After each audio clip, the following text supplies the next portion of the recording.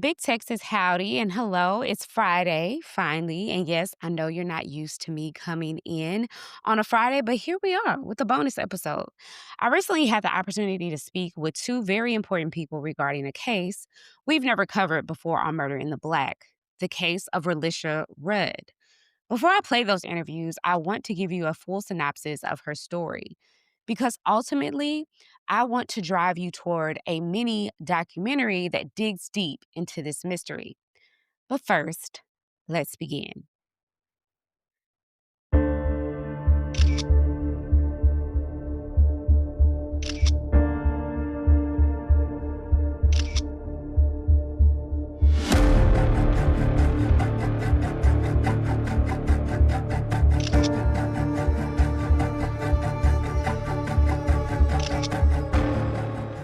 Let's talk about who Relisha was, what happened, and where the case stands.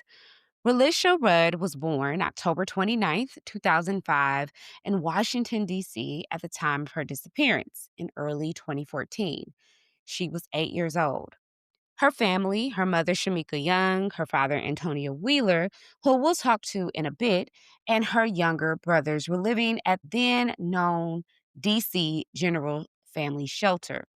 Relisha was described by those who knew her as bright, caring, protective of her younger siblings, quick to help. But the environment was unstable. The shelter had been a former hospital, wasn't built for a large number of children, and many children living there were facing trauma and vulnerability. Relisha began missing extended periods of school in February of 2014. A note from a Dr. Tatum excused her absences. The school tried to follow up but discovered the person wasn't a doctor. The man behind this was Khalil Malik Tatum. He was a janitor at the shelter, had a felony record, and had developed a relationship with the family and with Relisha. On February 26 of 2014, surveillance footage captured Relisha with Tatum at a Holiday Inn Express in Northeast DC. On March 1st of 2014, another video showed her walking into a room at a Days Inn in DC with Tatum. This is the last confirmed sighting of her alive.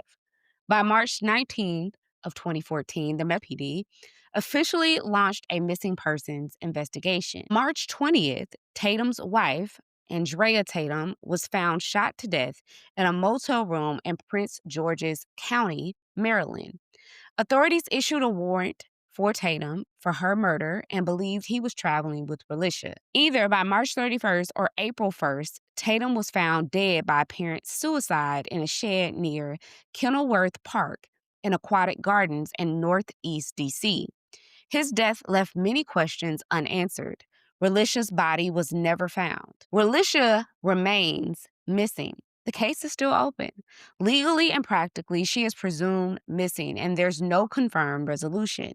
The environment of her disappearance, living in a shelter, delayed detection of her absence, the involvement of someone in trusted positions has been widely criticized as a failure of systems meant to protect vulnerable children. There is an age progressed image of Relisha, and law enforcement encourages tips. This case matters. It shows how children in unstable housing situations are particularly vulnerable.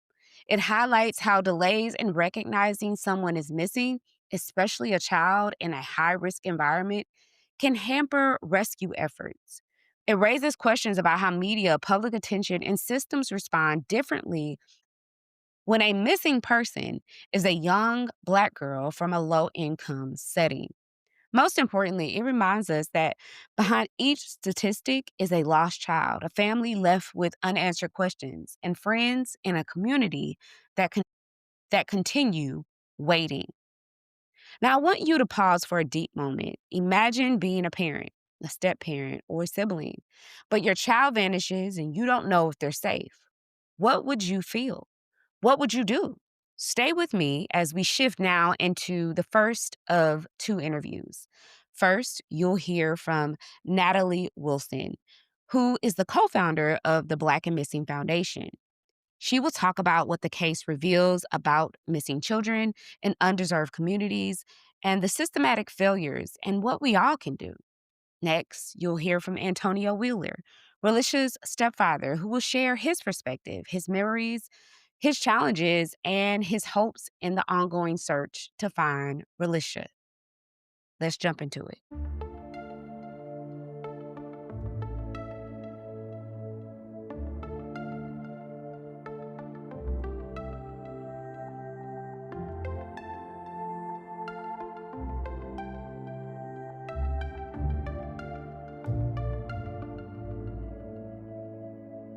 Began by sharing a bit about the circumstances surrounding Relisha's disappearance and what initially drew your organization into her case.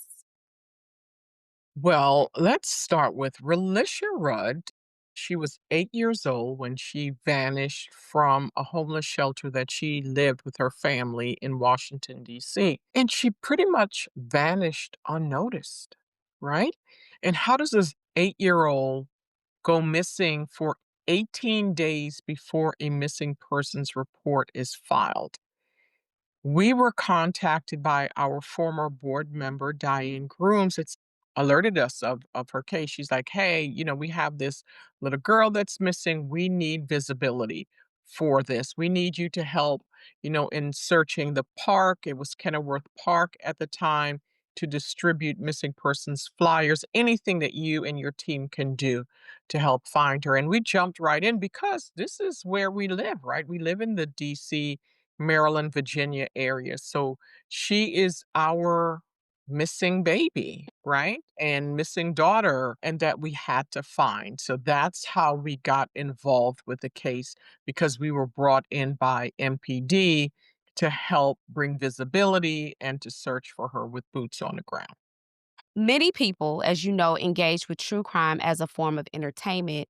In your view, how can listeners move beyond being bystanders and become actively involved in bringing awareness and advocacy to victims and their cases? Well, first of all, we all play a role when it comes to missing persons, right? Law enforcement have to do their jobs in taking the police report. The media has to cover these stories. But most importantly, our community have to spring into action. And what we typically see is that they turn a blind eye to this issue because they don't know the person that's missing. But as true crime, you know, consumers, I want to say, they see this missing person with a different lens, and they try to solve the cases, and that's what we need. We need our community. We need people to jump in and try to solve these cases because as we know, law enforcement, the media, they don't necessarily have the manpower to add man or woman power to add to these cases. So we're not trying to take over their jobs. We're trying to provide assistance to them. So love the true crime community. And we have seen where they have helped solve cases. For instance, Gabby Petito, I think that's a good example of people from around the country, around the world, who really jumped in and took interest in her case and tried to solve it, which ultimately they did. Relisha's case, it's been shared in a variety of different forums outside of your documentary. What unique perspectives or new elements does your film bring to those who might already be familiar with the case? What fresh insights or previously untold details can viewers expect to learn? Well, with this short docuseries, right, you get to hear from the family, like her stepfather, who has never given up searching for her, right? You hear from her grandmother, who, may have played a role in Relisha's disappearance or, her interacting with this janitor, Tatum. You hear from the media who have been covering Relisha's story, like Jonquilyn Hill. She has a podcast. It's an 8-part series called Through the Cracks. And when you listen to her podcast, it really peels back the layers and you see her family in a different light. I'll be honest with you, I was very angry with Relisha's mother and grandmother because they didn't seem to take her disappearance seriously. But the way Jonquilyn told the stories, there's so much trauma in that family. I'm not taking them off the hook or anything like that.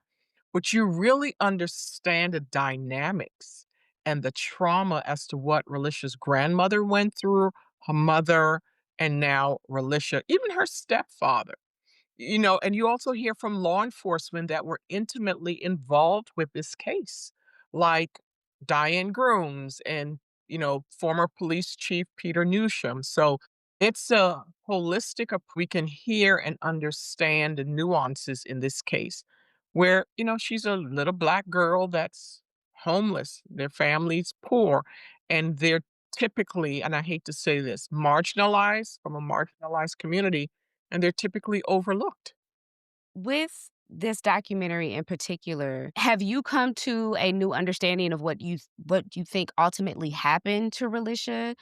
Is there any new insights that you can offer to the public from your work that you've done and being intimately involved in the case in a capacity? What we're hoping for is that this visibility will do two things. One, we will never stop searching for her. And two, it will bring justice to this case. So whether it's answers or accountability, that's what we're pushing for. So we have to keep her case out there. I mean, we meet people all the time, and many of them think that she has been found. No, she's still missing close to 12 years later.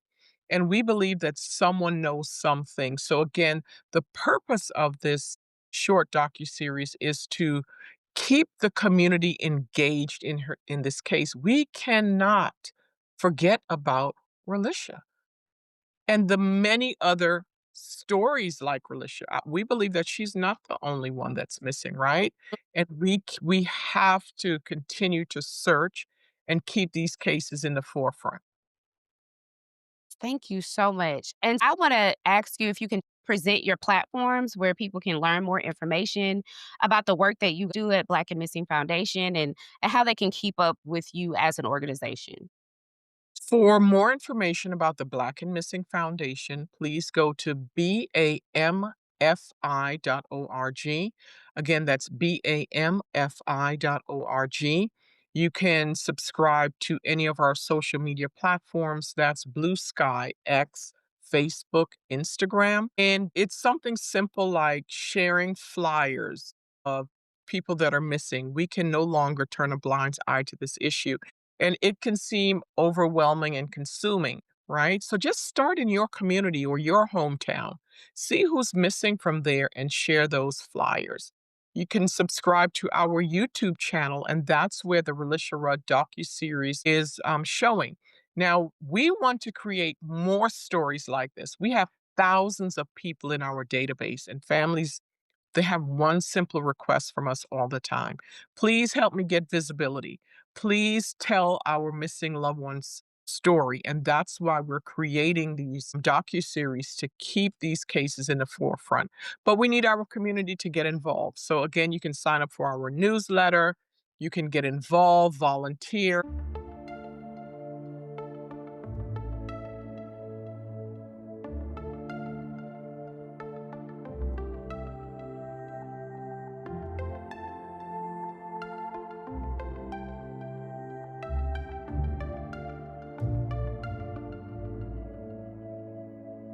Tell me a little bit about Relisha and what kind of kid was she? Relisha was a very outspoken kid. She was the light of the day. And when the family's feeling down, she was the one to cheer everybody up. She was the leader.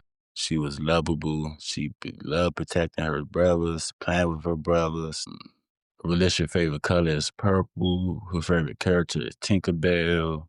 She loved Dora too, but her favorite is Tinkerbell. Her favorite holiday is Easter. She loved Easter egg hunts and dressing up for Easter. What's something that you remember the most about her? Just her being here. She was always positive. She looked at the bright side of all circumstances of life. Even though it was in a shelter, she just said, Dad, it's like a big school.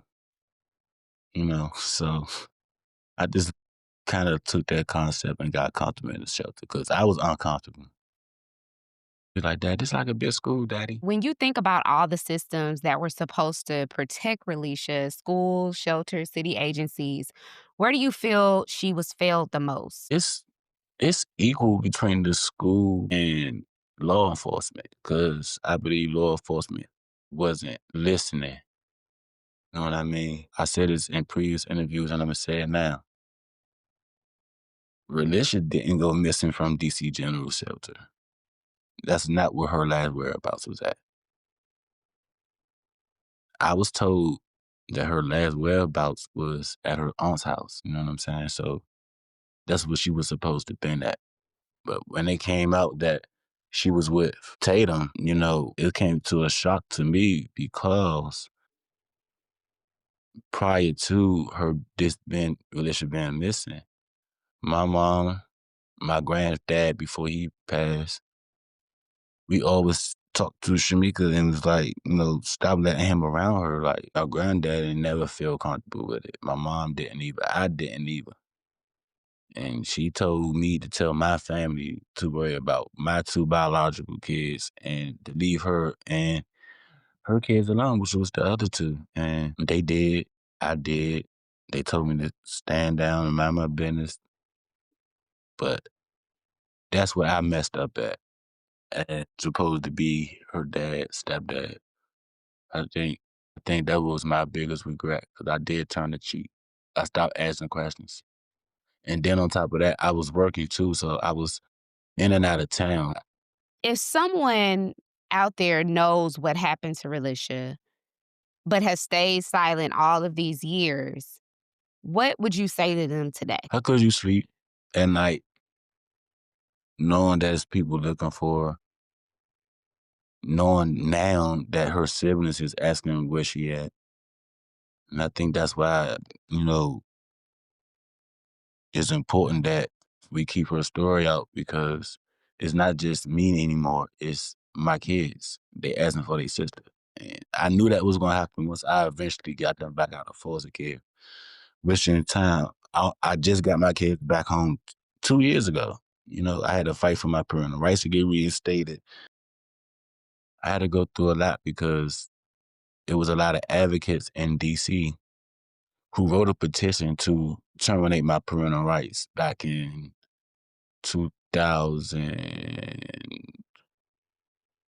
between 2015 and 18. They wrote a petition. It might have been soon. It might have been 15.